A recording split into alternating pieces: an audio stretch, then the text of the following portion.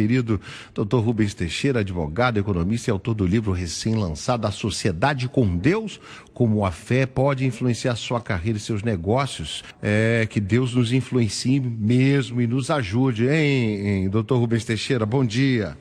Bom dia, Jimmy Hall. Bom dia aos queridos e queridos ouvintes da Super Rádio Tupi. Então, vamos falar sobre a reforma tributária? Isso. Na semana passada, num papo que tivemos aqui no ar, eu convidei o professor, o nosso doutor Rubens Teixeira, professor de economia também, para nos trazer um pouco de luz, já que fala-se muito, desde quando eu sou adolescente, eu ouço falar de reforma tributária, disso, daquilo, que vai ser melhor, desengripar o país, que seria bom, mas nenhum governo que consegue sentar lá, consegue implementar efetivamente essa reforma tributária. E agora, como é ano de eleição, né, Rubens, esse tema já está sendo questionado por várias entidades da indústria, o povo. Aí começaram a mostrar a taxa de impostos, né, em cascata, muitos são, né, em cascata, né, tanto municipal, estadual quanto federal. Queria que você discursasse um pouco sobre isso, para trazer um pouco de luz para a grande família Tupi sobre seria realmente bom uma reforma para nós? Primeiro. Então, Jimmy Hall, o que acontece? O sistema tributário, o Código Tributário Nacional fala que os tributos são impostos, taxas e contribuições de melhoria. E o que acontece?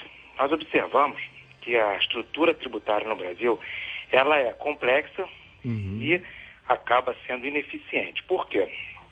Porque a nossa carga tributária, ela é crescente e existe, na verdade, um estudo muito tradicional, e até de alguma maneira um pouco antigo, mas muito utilizado ainda como referência, que é um estudo feito por um pesquisador chamado Laffer, que aponta o seguinte resultado, que a carga tributária existe um ponto ótimo, e a partir desse ponto, se ultrapassado, essa alíquota, esse percentual, sim, a sociedade começa a ter problemas, porque reduz a carga tributária, ou seja, existe um ponto a partir do qual, muito embora a alíquota ou as alíquotas ou a carga tributária ela pode aumentar, mas como consequência traz uma redução de arrecadação, um fenômeno que se dá devido a dois fatores principais.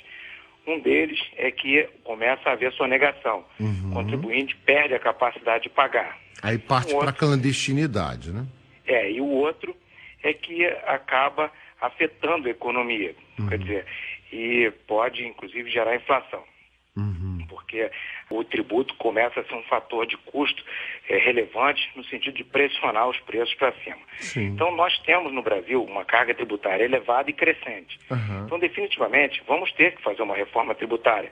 A linha mais geral conhecida é, digamos assim, a eliminação dos impostos federais, estaduais e municipais e criação do imposto único, que seria o imposto sobre o valor agregado, coisa que o vale. O tal do algo IVA. semelhante. O tal do IVA, Imposto de Valor Agregado, que chamam de IVA, não é isso? Em outros países aqui, inclusive na América do Sul, né? Exatamente. E esse imposto seria criado para a União, estados e municípios. Então, o que acontece? Só para você ter uma ideia, Jimmy Hall, que a sociedade, às vezes, pensa, o pessoal de baixa renda não paga tributo. Não. Por exemplo, o ICMS, em que a pessoa paga no consumo, ou mesmo imposto sobre serviço, esse tributo, a população de baixa renda, que gasta todos os seus recursos consumindo, vamos dizer assim, alimentos... Gêneros de primeira necessidade. A cesta básica, vamos lá. A cesta básica, isso, por exemplo, que é de primeira necessidade. Isso. Esse pessoal já é tributado, digamos assim, no ICMS, em torno, talvez, de 17%. Já. O preço que ele está pagando, embutido, já tem um tributo já sobre tudo aquilo. É o imposto, aí, o ICMS... que não gastam todos os seus recursos com alimentos, mas poupam, esse recurso que vai ser poupado é livre de pagar esse imposto, por exemplo, esse ICMS. Claro. Então, na verdade, o sistema tributário, quando ocorre um exagero, vamos dizer assim, como se acontece em alguns casos, o sistema pode ser, inclusive, prejudicial à sociedade e concentrar mais renda de acordo com as circunstâncias. Entendi. Então, se nós temos, às vezes, alguns tributos que nós chamamos de progressivo, por exemplo, imposto de renda. As pessoas focam muito no imposto de renda. Quanto maior o nível salarial, maior a alíquota.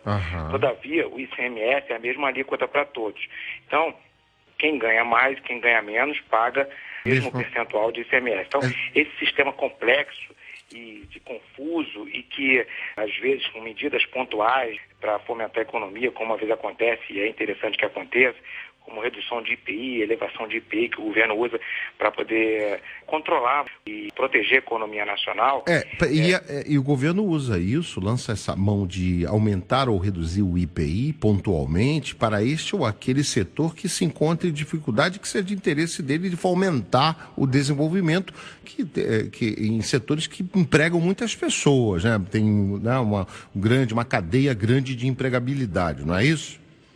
Eles costumam fazer isso. De fomentar a economia. No carro, vamos falar, o carro, né? O carro no país, né? A indústria automobilística teve isso, né? Redução de impostos em função da venda. Eles querem botar o carro na rua, né?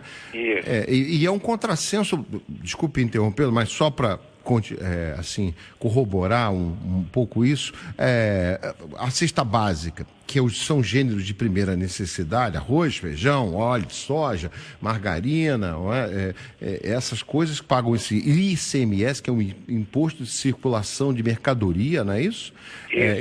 Estadual, e depois tem o ISS, que é o imposto de prestação de serviço municipal, e depois a gente ainda retém no salário o imposto de renda federal. É essa complexidade que ora tem que ser colocada e debatida e colocada na mesa, né? Você está discursando...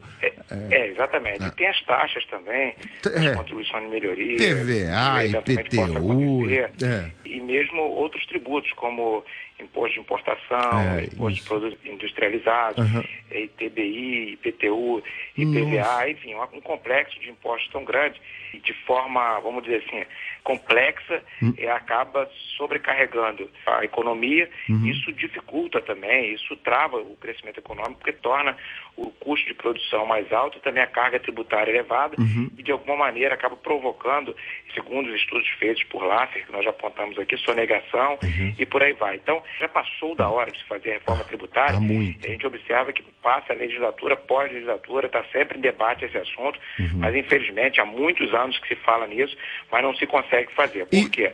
Porque na hora que você vai se fazer a reforma tributária, os municípios, o Estado e a União, ninguém quer perder. Ninguém quer abrir mão. Recursos.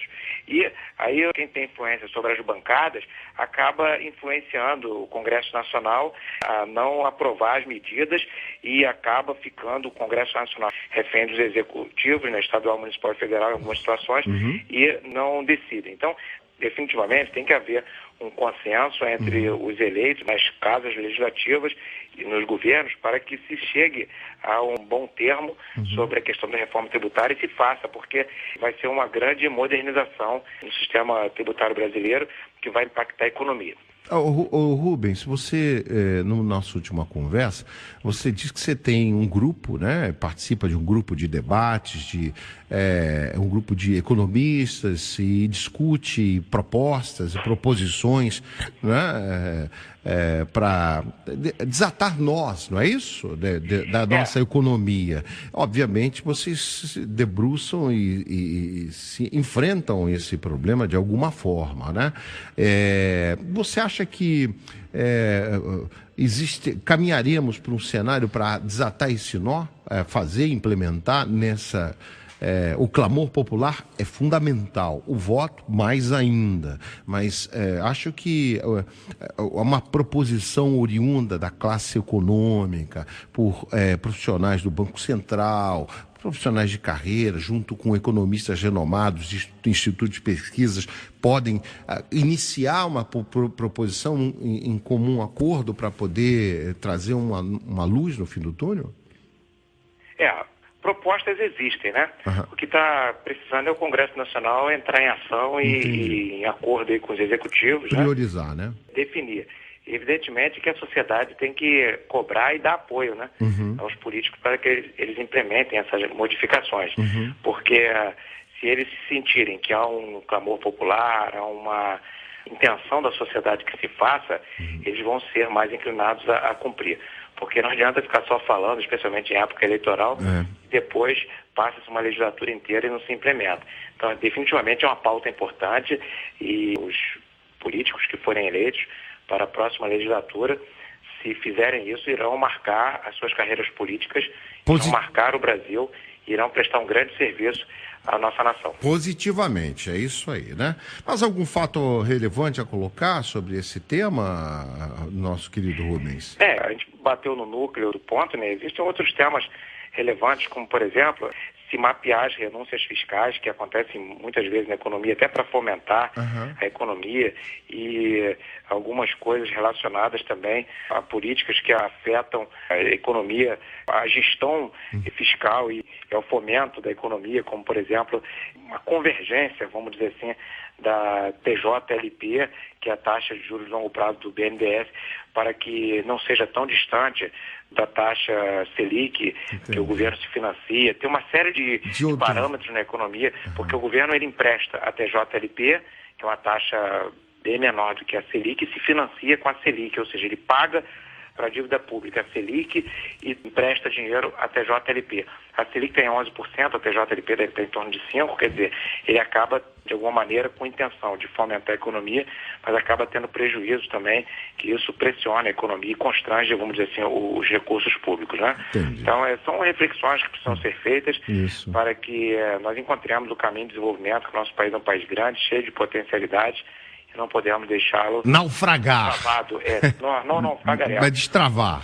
Mas destravar a economia para que nós possamos crescer. Tá bom? Ô, Rubens, fala aí, os seus livros estão bombando, eu sei, vai mandar o kit, eu estou esperando. Exatamente, você vai receber um kit aí com o livro As 25 Leis Bíblicas de Sucesso e Sociedade com Deus, que eu escrevi juntamente com o juiz federal William Douglas, e o Desatando o Nó do Crescimento Econômico, Propostas Econômicas e Jurídicas para o Sistema Financeiro Nacional, que eu escrevi junto com Henrique Forno e Márcio Araújo, nós três, doutores de economia, e os três funcionários de carreira do Banco Central, mas nós deixamos claro que a nossa opinião não reflete a opinião necessariamente da instituição. Mas é uma proposição, isso é que é bom. Obrigado, Rubens Teixeira, pela tua gentileza, prazer em recebê-lo aqui. Tá certo, um abraço, doutor Rubens Teixeira, obrigado, um bom dia. Jimmy Hall, foi um prazer, bom dia, forte abraço.